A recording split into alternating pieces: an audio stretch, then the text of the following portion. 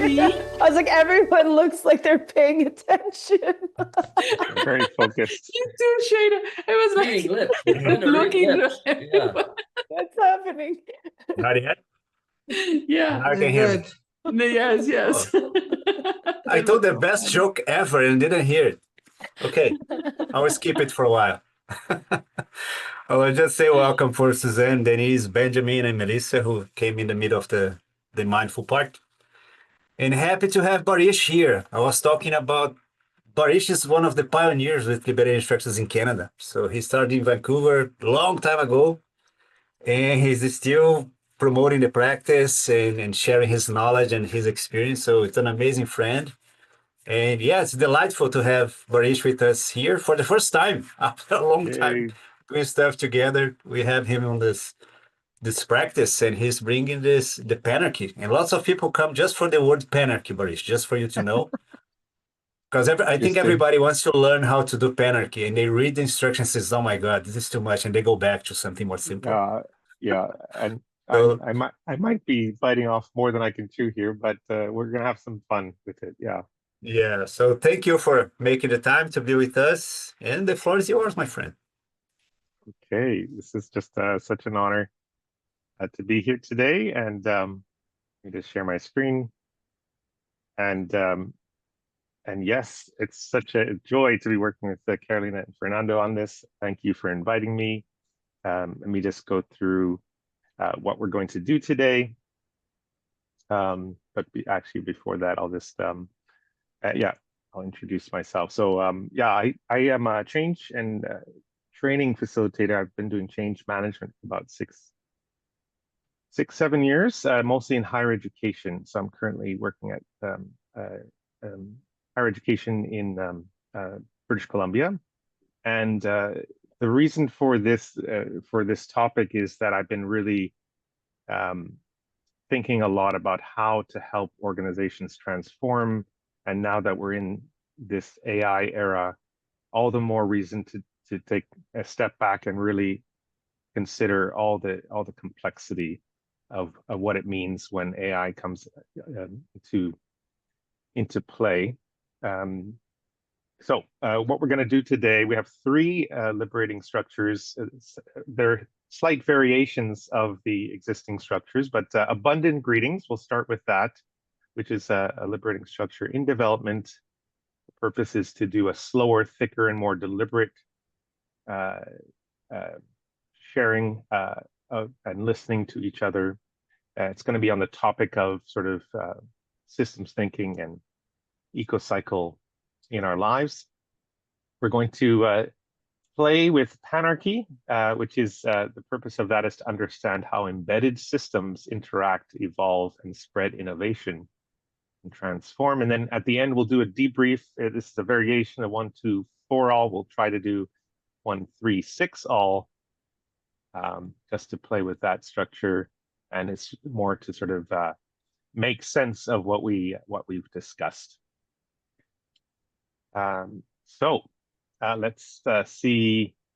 Let's see how we go here. So really, the purpose, what I'm hoping to really get to, is really thinking about how a more complexity science or systems thinking approach to anything related to AI in organizations or at work can be beneficial. How can it be beneficial at multiple levels to have that approach? I'm not advocating for, yes, let's adopt AI wholesale. I'm just saying we need to slow down and think of what's actually happening and embrace really the human complexity that's at play.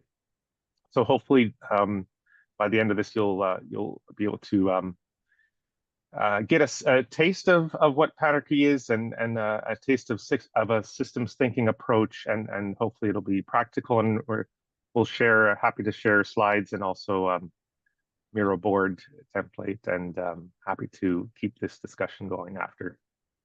Okay, so abundant greetings. We're going to do this, jump in. If you haven't done this before, you'll get in groups of 3.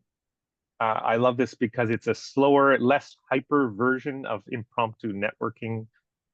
And so you have 3 minutes of uninterrupted time respond to an invitation, and you can practice really holding space with each other and really listening to each other in that space. These are the prompts. The prompts in Abundant Greetings, you can choose what you want to talk about, and here are some prompt suggestions that are eco-cycle or systems thinking infused. And so the first one is sort of talk about renewal, talk about something you need to invest in these days, or maybe you're planting some seeds, or maybe you've let go of something and you have now the space for renewal. Maybe you are starting something new. Something sparked your interest. It's a new tool, a new discovery. Maybe you're starting a new journey. You can share about that.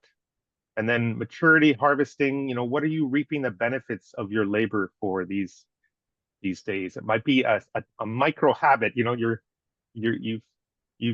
stopped eating carbs, and you're noticing some changes in your energy, or it could be something very small, or it could be something that's been a long time coming. And then lastly, what's something you've let go of recently, or something you've blown up or had to plow through, and what are you releasing? So share any one of those, and I'll turn it over to Fernando to put us in breakout rooms. Yeah, I have a question for you, Barish. Should we put, because we have not an even number for the triads, should we go for quartets, some quartets, or a pair? Yeah. Because some people can enjoy more time as well. Yeah, up to you. Yeah, enjoy more time. Yeah. I'll go with a pair. So okay. So I have triads and one pair. Perfect. Okay, Carolina, do you have the things in the chat? Yeah, we have everything in the chat. Okay, so 9 minutes, right? Yeah. Okay, yeah, enjoy. Abundant greetings. You're going, Carolina. Okay. Bye. Okay.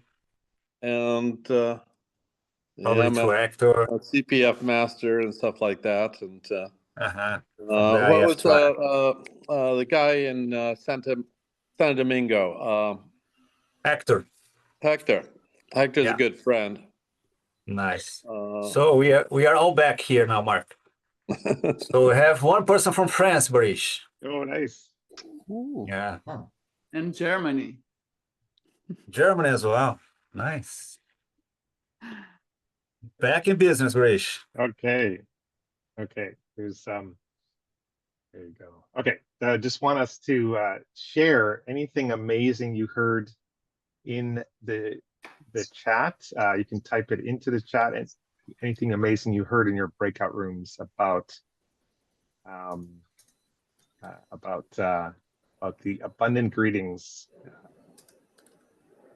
I think these prompts were really helpful, because talking about our lives in this sort of eco cycle is I think is helpful. What do you guys think? I think so. Yeah. Anyone? Any amazing things we've heard? We're all birthing new ideas, newly investing. Yes. People being passionate about the moments we're in. Lovely. David.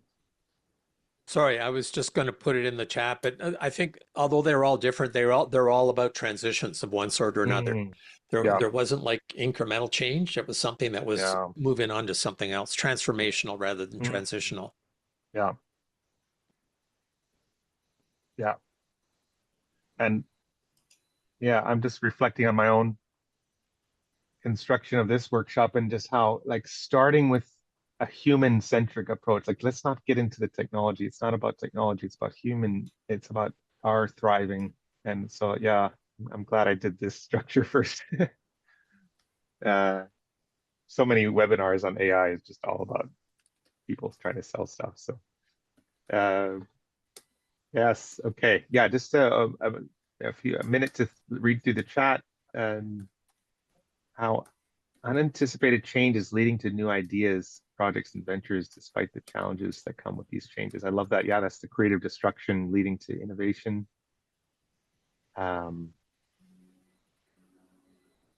Yes. Wow, multiple parts of a cycle beginning and ending that are present. Yes, I love that, the complexity of that. Okay. Awesome. Okay, I think we're ready to move on. We're going to jump into this. This is what we came for. So I'm excited to share about Panarchy. And as I'm talking, I'll just talk for 5 minutes. It's like 5 minutes of presentation mode. Fernando, maybe we can share the Miro board in the chat just to give some people time to go into it. So we'll be I'll just mute that person. What impression are you giving at that point? So you were just blowing smoke, like you're full of shit. Just have someone mute there. Okay. Yeah, so don't rush into the Miro board, but I'll explain that in a bit. But let me walk you through this. But first, I'm going to share a story. You may have heard this story before about the Cobra effect, but essentially, it's a story that happened about the turn of the late 19th century in India. And it's a story about oversimplistic solutions for complex problems.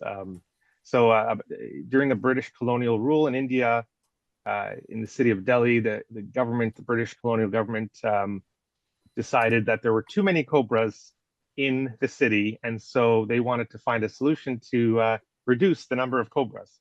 And so they decided to offer a bounty for every dead cobra, every dead cobra skin that was brought in. They're going to give a bounty. They're going to give some money for people who bring in these dead cobras. It sounded like a reasonable solution.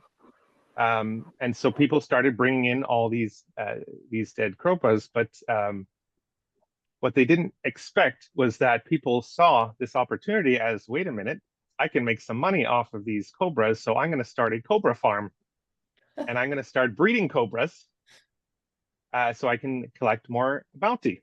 And so the result of this was the wild cobra population was largely unaffected. And then the government realized, wait a minute, people are just profiting off of this thing, so we're going to scrap the bounty. We're just going to just remove it. And so what happened was, when the bounty was removed, people realized, wait a minute, I can't make money off these cobras. I'm just going to release all the cobras that I just farmed into the wild. God. And the result was more cobras in the community.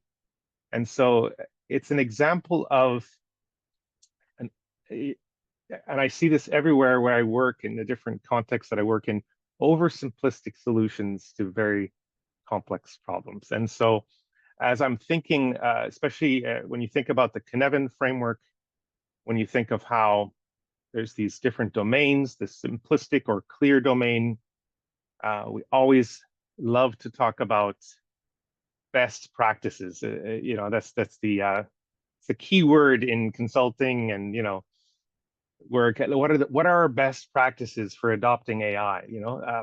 What are our best practices for organizational transformation and change management? We always talk about these things, but what we don't realize is that we are not in the clear or simplistic domain. We are in the complex domain whenever we're talking about humans.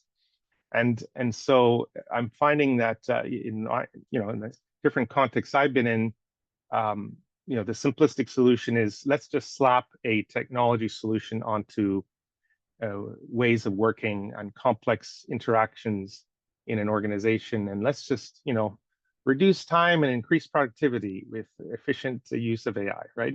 So it's a overly simplistic solution, and you can share in the chat if you agree or have similar experiences with that. But this is the reason why I started gravitating towards, okay, I need a systems thinking approach to any consideration of AI adoption. So I'm trying to think of what are we really trying to solve when we think of anything to do with AI, because it's here, it's present.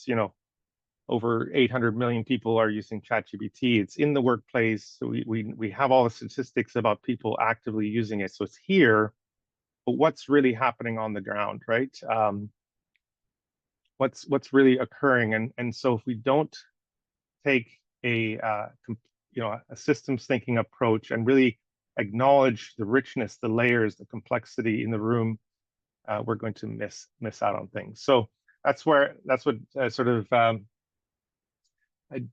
drove me to Panarchy. And so what I'm fascinated about, I'll just give you a few explanations, and I'm going to share some resources later. But the Panarchy framework, this is a quote, offers a deeper understanding of transformations in systems of humans and nature more deeply, and this in turn might help us to navigate more wisely into an unpredictable future. And so we are certainly in an unpredictable future at the moment. And so what I love about Panarchy is it's acknowledging that there are forces at play at different levels, and there are just like in the eco cycle, there are fast and slow processes going on at different levels. If you're not familiar with the eco cycle, because really the eco cycle is the basis of Panarchy. This is a slide from the Liberators. In the eco cycle, we're talking about these different spaces, just like we discussed in Abundant Greetings.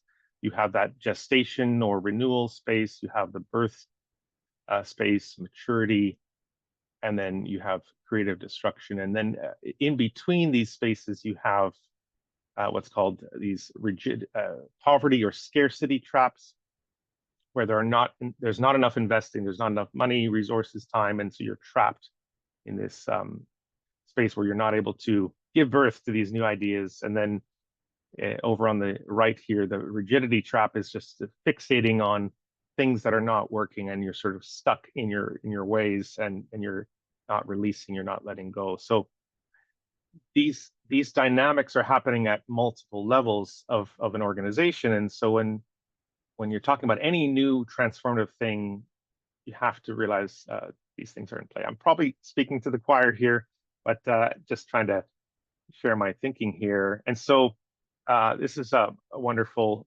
diagram, really showing how to sort of frame this is that large scale things are happening globally that are moving at slower cycles, but then regionally or sort of in your city, in your region, at the organization level, things are happening a bit more quicker. And then at the individual level is where small scale things are happening fastest.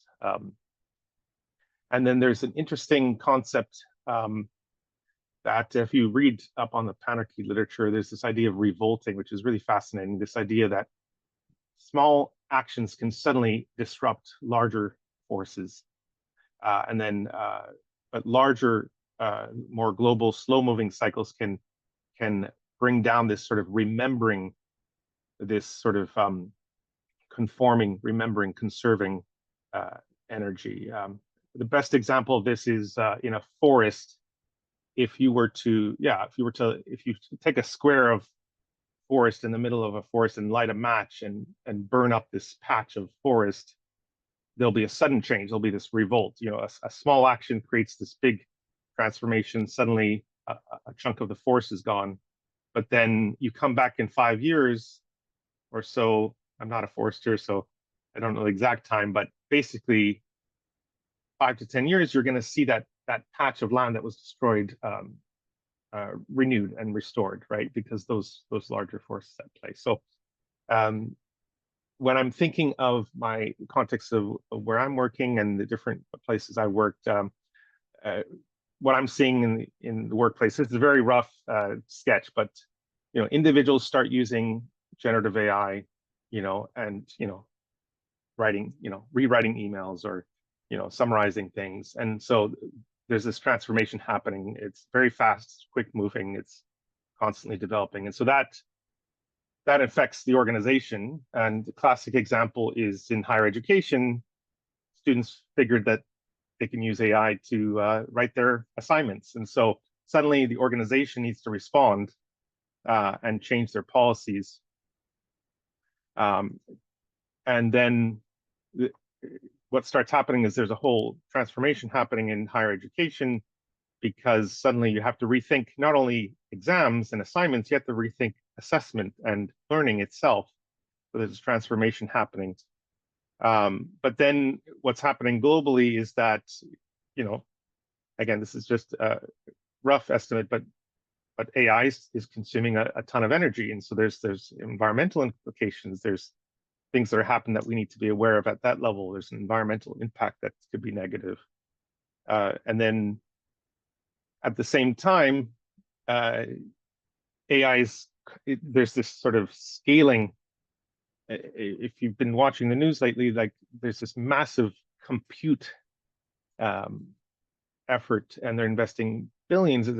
It's historically never seen before how much they're investing in the capital investment in AI infrastructure, and so this energy requirements is also going to start transforming different sectors. So that's just a snapshot of what could be going on in these spaces. So just to realize that, wow, there's these different levels, and the levels will affect downstream is what I'm thinking about. And so what that's all I'm gonna. I'm not going to talk too much more about it, but what we're going to do right now is we're going to jump into an activity all together, and we're going to try to sort of collectively experiment and play with the different levels. And in the normal AI, if we follow the Panarchy instructions on the Liberating Structures website, normally what we would do is we would identify a challenge, and we would collectively generate a list of factors within the system, and then we would translate those factors into different levels. This could take up to 2 hours, so it's a very long workshop. But and then we would compare those levels, decide on the levels, and then we would then try to make sense of the different levels. We would try to make sense of what's going on, where do we need to bring attention to, where are we neglecting, what are some obstacles, what are opportunities, and where can we prioritize and take action. So that's the short summary of it. What we'll do today is sort of a sample of that. And what we'll do is I've sort of framed a fairly simple challenge for us, which is how can organizations positively move forward and transform in the AI era.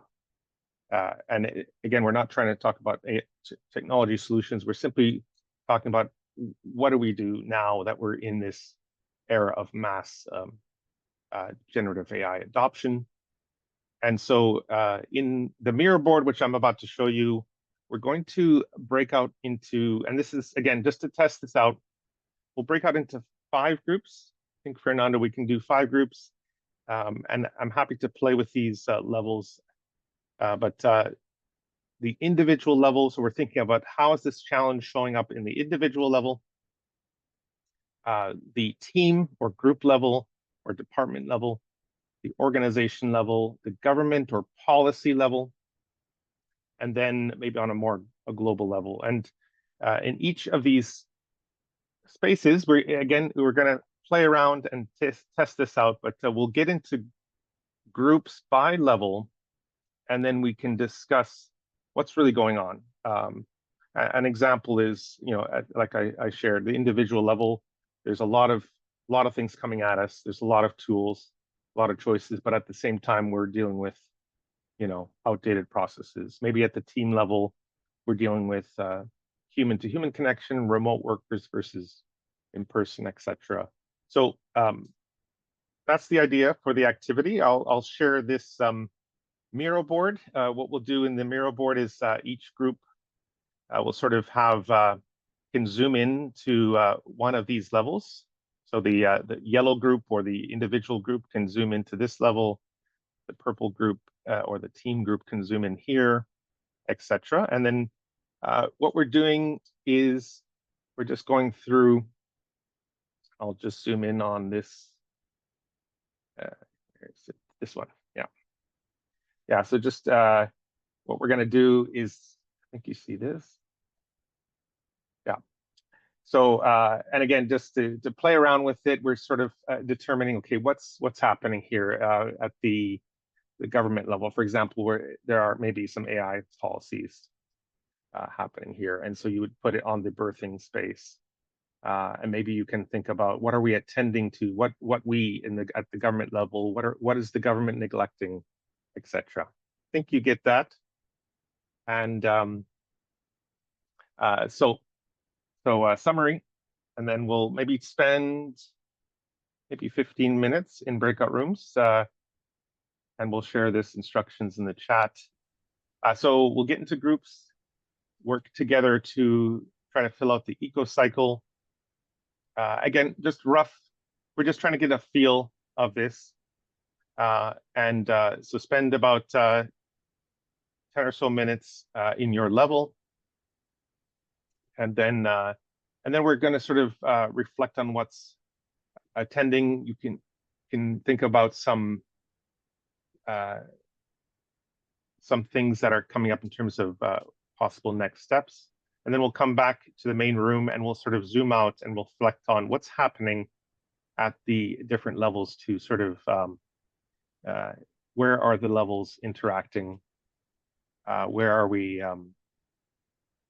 going in terms of all the different levels interacting? So in the mirror board, I have one more set of things that we'll get back to sort of at a global, at a holistic level.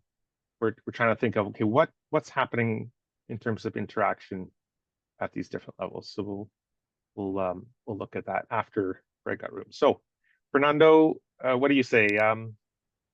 Yeah, we have 5 groups. So I named the rooms with the levels. Yep. And Perfect. 15 minutes.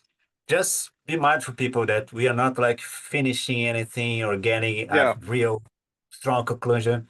Just go with the flow and get where you can. And then we'll be looking at this big picture together after. Okay, perfect. And here we go, 15 minutes.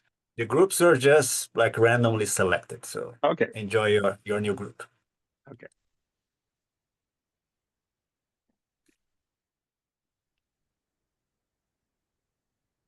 Okay, hi everyone. That's probably not enough time, but this is just a taste, but you've done an incredible job. I just want to say sincere apologies to the global sector team where I was totally just putting notes in the wrong team. My bad. No worries. No worries. This is incredible. Thank you so much for all your input. I'm wondering if someone from the individual team can just share maybe one takeaway. We're looking at your board right now. What are some key takeaways? Summary, short summary. Yeah. Well, so anyway, I'll say from my perspective, one thing I'm taking away from our discussion is this need for rethinking how we do work. Because with AI, we're able to do a lot more. And so the 2 examples I shared was, for example, doing more pre-work in workshops, because everyone can just go online and Google whatever and get access to the information. So instead of lecturing or presenting, these sessions could maybe be more focused on deepening knowledge by sharing ideas. And the same thing in the classroom. Instead of lecturing per se, students can do the pre-work at home and come back into the classroom and have more space for exchange. Yeah. So there's transformation needing to happen at that individual level. Okay. Thank you. Going to that team level, the purple team. Let's see. Anyone want to share from the team level? Anything you noticed, or this is looking good? Can share. We talked quite a bit about the tools that we're using, and I think I was the odd one out in that I don't actually really use AI, and everybody else was really quite enthusiastic. So I'm like, oh, okay, I might have to get myself onto it. But I thought one of the interesting things we talked about was like there's this like duality, and so for example, we're using we're able to use AI to reach a lot more sources, and it gives us access to a lot more sources. But then there's this question of the misinformation, hallucinating, and so forth. And so Yes. there's this constant sort of tension between Yes. often between sort of these two sides when it comes to AI. Yes.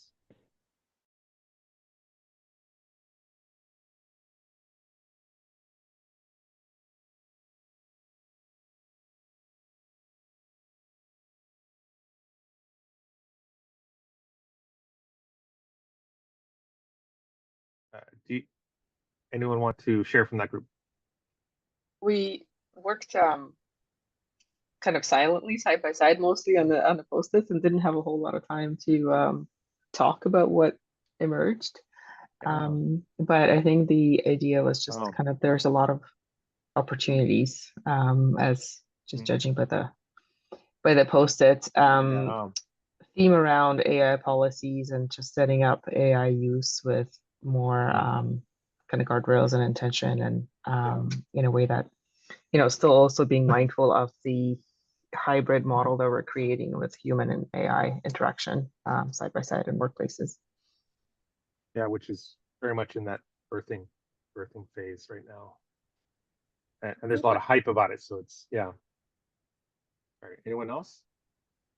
Just what I picked up is a lot of the themes at an organizational level is helping bring people along for that journey. A lot of people feel either left behind or some are way ahead and are kind of experimenting in ways that might be potentially risky to the organization if there's leakage of data, but like organizations have a role in training, retraining, providing guidance and helping nurture it in a safe but effective way. Yes. Thank you for putting this in the creative destruction. We should not see AI as a replacement for human thought. Thank you. That's a great point. A lot of people have that fear that their jobs will be replaced, they will be replaced. And I think organizations need to be really thoughtful about. Yes. Yeah, absolutely. Okay, and then last level, and then we'll go to, or sorry, not the last level, government region. Okay, anyone want to share from that? I just ate a carrot, sorry, and then I started choking on it. I think the general takeaway was that it's really going to be dependent on the government, right? On the country, on their pace, on their resources, on their openness to the adoption of AI. So there's a lot of different elements when you go to the regional, global, or country level, or sorry, government level. But yeah, these are some general ones we came up with. We're not going into them, right? We're just. Wow, no, this is great. Yeah, constructive politics. I love this. Yeah, that was Jada. Someone's going to be a politician here. Okay. Jada came in with that one. Nice. Okay. Unintegrated and uneven distribution. Yeah, this is great. Thank you. Thank you. Okay, and then last one, global sector industry. Anyone want to share from there? Oh, we got some cool. Yeah. So for us, we found that this format was fantastic for getting us out. We did a really deep dive into the what, and then at the last minute, we did a sprint for the so what and the now what. Nice. And what we found was there's a few things that are kind of right in the center where we're going, it's a little bit of everything. And that was kind of the value of human capital. We saw there were some rigidity traps, perhaps on things like the job markets and how they're functioning and perhaps broken right now, how copyright and the rights to our creative efforts are needing some improvement. They're perhaps even being destroyed as we speak, and will be reborn as something else. And then on the scarcity trap side is understanding, how these small effects can amplify to a large one, like the effect of saying, please and thank you multiplied by millions of, prompts, millions of times is wasting a lot of water. Yeah. So yeah, there's just a lot of, the economies of scale and the challenges of understanding that. And seeing it from industry to industry. We had lots of great comments from the medical industry and a few others to get to where we are. Awesome. Amazing. And again, this is just a taste of it. But then when you, the next activity, if we had more time, is to zoom out and say, okay, what are the forces at play? You know, what of all the levels, are there levels that are missing or being neglected? We can talk about that. What are the levels that have had resources and attention versus others? And then what are some opportunities for the different levels to interact? Like at the government level, maybe there's something that the government can do, or the regional policy, you know, provincial level, to help organizations, and then vice versa, where, you know, these red arrows are more sort of that disruption, like, you know, what's disrupting the higher levels. So there's a whole sort of discussion you can have. But any final just some insights that anyone is starting to see when you sort of look at the whole picture here? Anything? Yeah, just maybe briefly, and then we're going to jump into a debrief session. Yeah, Suzanne. Yeah, I think a lot of the similar themes are coming up at the different levels, like AI privacy. So as you know, you see it in government, you see it. So you see a lot of the same themes coming through all of the different levels. Anyway, that's maybe it's because we're so early on, but anyway. Yeah. Dave, yeah. Yeah, just a super quick question on process. We had a ton of fun working with the EcoCycle and putting our thoughts there. We didn't get to the so what or now what exactly. Yeah. And so I'm wondering just how we need to be concerned about that, because we, the stuff that we were talking about was really relevant and really exciting. But we didn't have, I don't know, the time, or we didn't have the linkage to how do we then drop down and do what one group called the sprint, the sprint to so what and what. So just a caution from my observation is we didn't finish our homework. Yeah, yeah, and that's all my fault, because normally in a typical workshop you'd get another good chunk of time just for so what and now what, like another 10 minutes each. Yeah, and that would follow that would those would the best thinking we could do on the so what and now what would follow sufficient time on the what. Yes, right. Okay, that's a great point. Yeah. But we will have thank you. No, thanks for that. We will have a little bit of time to do some debrief. So I wanted to give us some time. So in this debrief, let me see. We might have to pivot a little bit, but basically, what I'm asking in this debrief, we'll get into groups, is what insights are emerging just with the playing with Panarchy. And actually, you can think of it in any kind of transformation, not just AI, but where do you think, if you're facilitating or working with different groups, where do you think you can use this? And what are some things maybe you're still curious about or wanting to play with? Let's see, we have 24 people. Fernando, what's your hunch? We could do 3, 6, or? Yeah, 3-6 works. Okay. Let's just try that. Yeah. So just think, 30 seconds to think of some insights, and then groups of 3. Do we have the time? Maybe. Yeah. I'll let Fernando decide on the exact timing, but groups of 3, and then you'll have groups of 6, and then we'll report back. Let's try that. As long as we end at 10:30.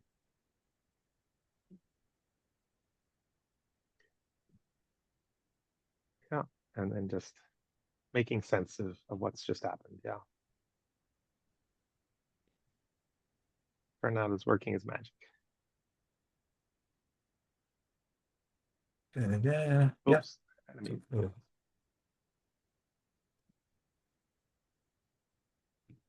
And I'll bring you back to this. Yeah.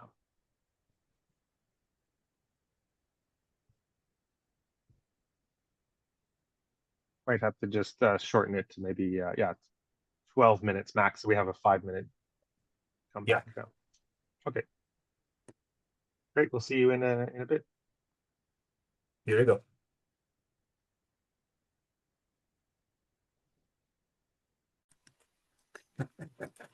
Okay.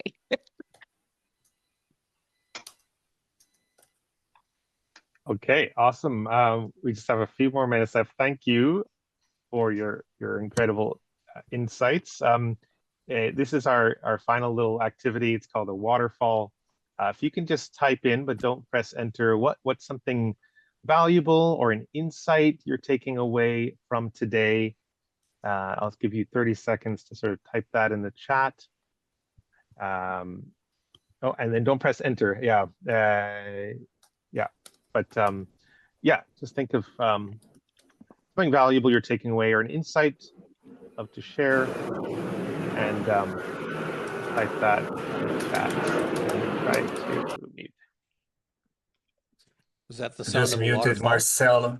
I think Marcelo, it's near the airport or something. Okay, 10 more seconds. I'm sorry, but I'm on mute.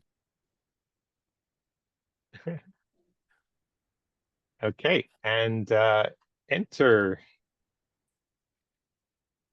Something you're taking away. Curious. This is great. Awesome. And while you are yes, okay. Panarchy is a human-centric equivalent of deep research on AI. Okay, interesting. Yeah. Yeah. Direct human qualia. Thanks, Sean, for that. Okay.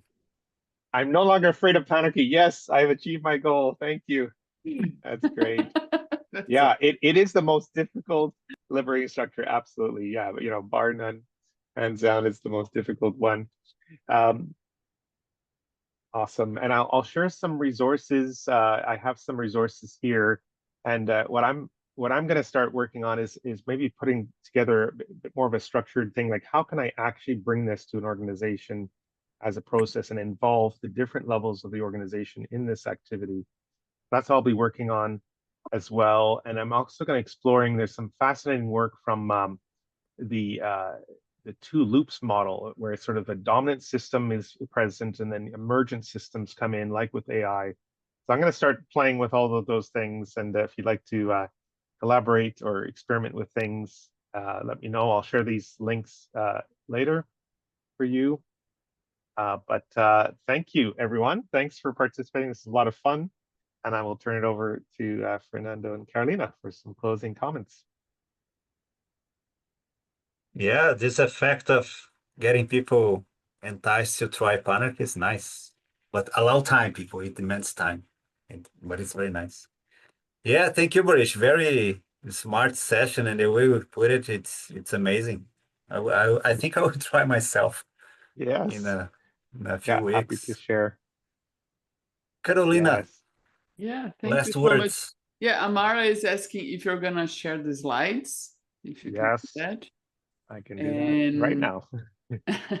And thank you so much, Barish. We could see that you put a lot of effort to prepare our session, and was a nice introduction. And it's nice when we just get rid of our fear of Panarchy, because it's a little like, it's complex. But when you do it, you just feel like, okay, so this is a very, very nice liberating structure. And if you have time and just go deep on that, and you're gonna have like so much good results, I'm sure. Thank you so much, Barish, for all of that, and everyone for coming. Yeah. Thanks for coming, people. Yes. Thank you, everyone. Thank you. Awesome. Have a Thanks, great day. guys. Bye. Thanks, everyone. Teşekkürler Barish. Harikaydı. Thank Bye you. guys. Thank you so much. Thank you. Bye.